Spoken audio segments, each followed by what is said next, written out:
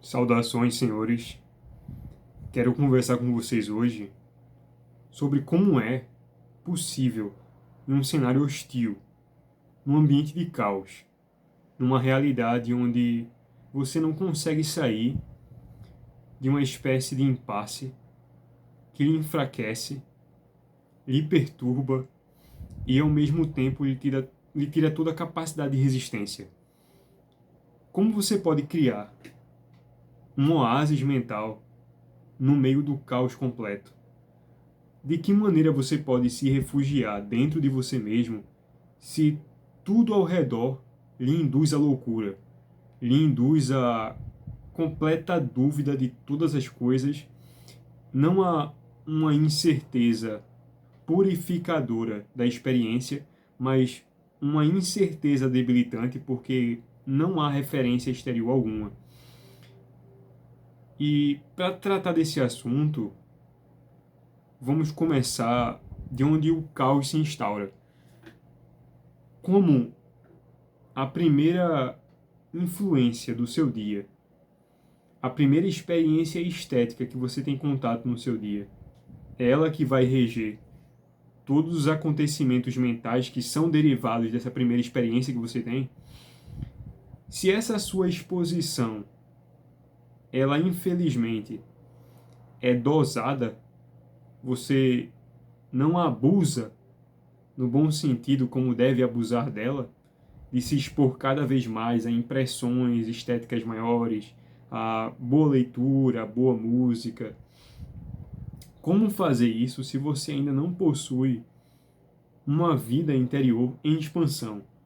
Se você está começando a tomar os primeiros passos da autoeducação? De que maneira um homem sem defesas pode se defender?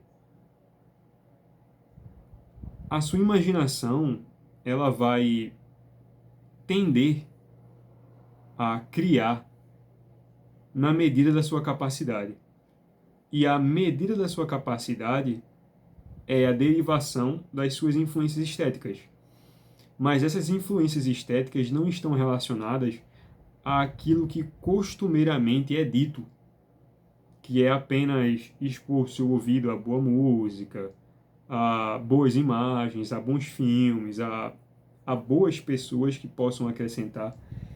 Tudo isso é importante, mas é apenas um fragmento de toda a estrutura. É só um detalhe de consequência de uma organização prévia. Como o oásis mental, esse ambiente dentro de você mesmo, ele é criado com a maior das paciências. Faz um momento oportuno para citarmos Rumi, que é o poeta persa, que ele fala que eu estou em casa, não importa onde esteja.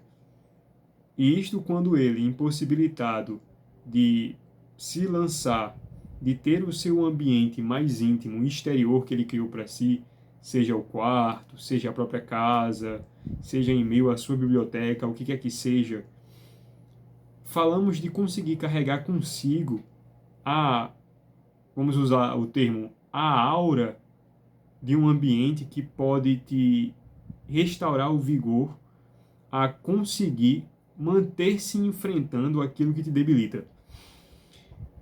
Mas como essa esfera ela é muito evanescente e sutil, e esse oásis mental ele não é criado sobre regras categóricas, como um passo a passo, é mais uma experiência de si mesmo, o oásis mental ele só aparece e se torna familiar quando houve uma completa aceitação de que no meio do caos você não pode querer reparar com beleza mental. O caos precisa ser experienciado como a própria experiência estética, que é muito diferente do costumeiro.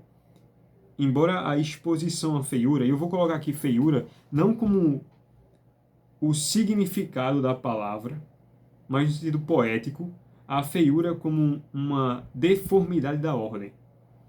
Quando não conseguimos, diante daquilo que podemos entender, prever uma espécie de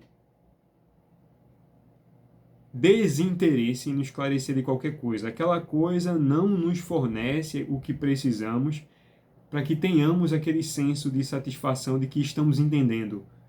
São aquelas questões muito íntimas, são aqueles momentos que chegam a ser quase espessos. A experiência mental que você tem, ela é tão desconfortável, a situação completamente enfraquecedora, que você busca o consolo imediato na banalidade, ou com o prazer mais próximo. Mas é que algo que precisa ser dito é que o caos também precisa ser experienciado como uma frequentação estética também.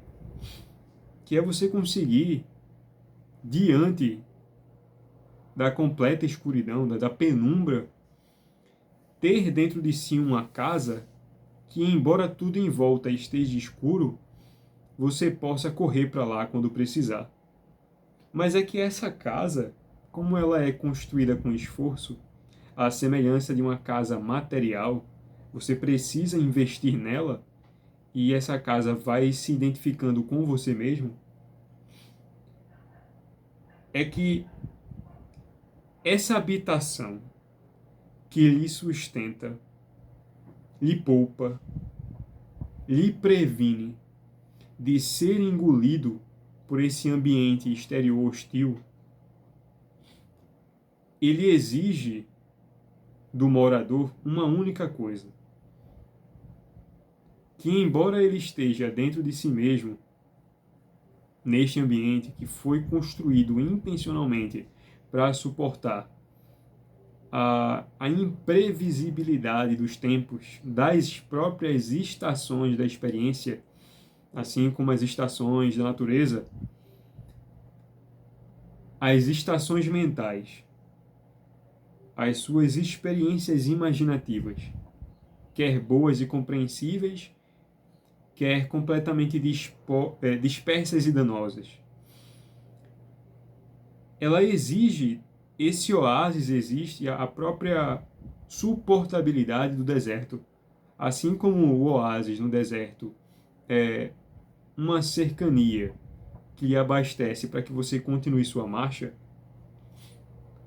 o deserto também é em si o caminho desse mesmo oásis, que é silencioso, aparentemente sem vida, onde você permanece por um longo período ouvindo sobre si em voz alta, sem precisar falar, porque o próprio ambiente inóspito amplifica todos os ecos interiores, sem que você precise abrir a boca.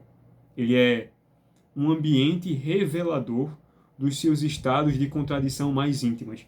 Esse oásis, ele requer uma disposição resoluta em não entendendo as questões, não conseguindo se livrar delas, em um assentar-se calmamente, em um entender que não é previsível e você não consegue contabilizar a hora exata em que o esclarecimento daquelas questões virá. E é nesse momento que, como o poeta persa Rumi dizia, que você passa a sentir-se em casa, não importa onde esteja. E como dependemos, em vários momentos do nosso dia, de referências exteriores das quais possamos nos apoiar para continuar andando, quando essas referências são inexistentes ou somos privados delas, uma disciplina desconfortável, não mecânica, é essa a diferença do oásis mental. Exige uma disciplina desconfortável até que esse ambiente hostil se transforme em familiaridade. Por que que as pessoas hoje em dia que estão lendo Dostoiévski, que estão lendo Camus, Kafka, por que que elas se sentem mal logo quando leem? Porque a experiência da leitura do que está sendo dito não foi incorporada quanto experiência imaginativa de suportabilidade, mas como um ditador mental de como devem se sentir. Então a experiência da leitura do romance, ela sai de uma forma que não deveria sair. Ela se transforma numa outra coisa pela incapacidade do leitor. Então a pessoa, como uma espécie de lei, passa a sofrer o que leu, mas não como uma experiência integrativa da personalidade. É um sofrer sem direção. E Dostoiévski, esses grandes gênios, não era essa a experiência que eles queriam colocar. Não é para que o homem ele caia prostrado sobre si mesmo diante de uma estátua que ele mesmo construiu, a sua imagem e semelhança da dificuldade que não pode vencer. Você tem Camus com um absurdo, Dostoiévski com as suas questões filosóficas, onde os seus personagens, discorrendo sobre variados assuntos, se põem a conversar. E essa é uma demonstração material de como que a sociedade brasileira não consegue diferenciar as experiências.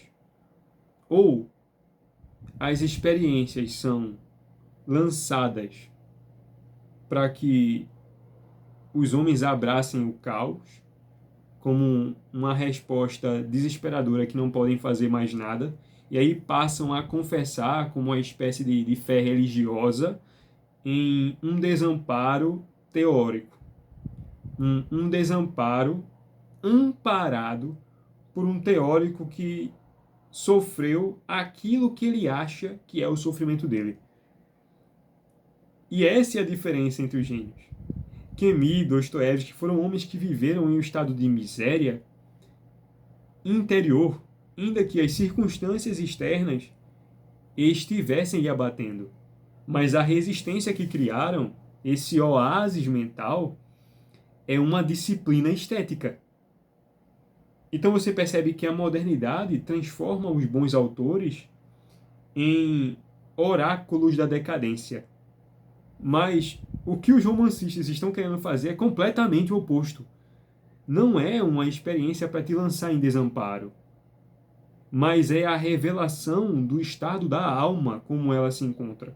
E que essa aceitação do estado da alma, que é o desamparo, que é estar diante do caos, cria para si o seu oásis, independente das circunstâncias. Não estou falando de estoicismo aqui. Eu não estou falando desse assunto. Eu estou falando de conseguir habitar saudavelmente as narrativas que não possuem fechamento, sem que elas mesmas consigam ter um efeito de te enfraquecer. Ora, você vai enfraquecer em certa medida, porque a experiência da tragédia imaginativa precisa ser incorporada no homem, no indivíduo. E sem essa experiência, o indivíduo fica solto em superficialidades e no consenso. Mas também o próprio extremo da questão cria uma tragédia desprovida da sua direção. Cria uma tragédia alheia onde pessoas se reúnem para coordenarem como não conseguem mais serem senhor de si mesmos. Conseguem se governar, porque tudo ao redor é caos. O que é também uma afirmação extremamente ignorante. Esse oásis mental, ele passa a ser criado quando não só as experiências do caos, mas também as experiências que são reconfortantes, esteticamente vigorosas, começam a conversar entre si, lidando com a questão que é própria da vida, isto é, a completa irresolução dos destinos. O oásis mental, ele exige uma disciplina tão mais ferrenha quanto a própria disciplina tomada por um impressionamento estético, que é o que essas pessoas têm, de que entendem que a realidade ela é um desamparo, então eles se lançam a ela como uma espécie de senhora. E aí pervertem a própria experiência do caos através de um fetichismo teorético que acham que conseguem estar por cima. Eu estou por cima do caos porque o caos ele é a lei da vida. Também não é isso. O centro do espírito humano é a capacidade conciliadora dos extremos, sem pender a um dos lados, criando monstruosidades. Você precisa ter a mesma energia, tanto para sorrir quanto para sentar em silêncio. Assim também como para entender a profundidade de uma narrativa que quer trazer os estados mais obscuros da alma humana, mas sem perder de vista os estados que reconciliam o homem consigo mesmo através de uma luz. Então esse oásis mental, ele não é um ambiente imune ao caos, mas é o ambiente onde a própria densidade das dificuldades viram como um show estético. Você está sobre o céu onde a aurora boreal desenha suas luzes. E você a vê, mas ela não te engole. Ela está como uma experiência visual e sensível. E esse oásis mental é o ponto não neutro, nulo ou distante o suficiente de qualquer perturbação. Mas é onde o homem recompõe sobre si a própria consciência. E é somente neste lugar onde a personalidade se integra, onde a personalização da experiência adquire uma voz que, sempre, na maioria das vezes, é completamente diferente do costume uníssono das múltiplas vozes ao redor, que é onde as pessoas costumam falar e se juntar para compartilhar as mesmas experiências desde os mesmos pontos deslocados de vista. São pontos de vista desfigurados por uma espécie de superioridade mental. Eu vou me importar de acordo com o caos, porque assim eu serei senhor dele, e estarei imune, porque tudo é feito para corromper-se, tudo é feito de trevas, assim como o outro indivíduo que tem aversão à própria experiência do caos. Então você tem esses personagens antagônicos que disputam a supremacia de uma única experiência. E isto é a fraqueza moderna.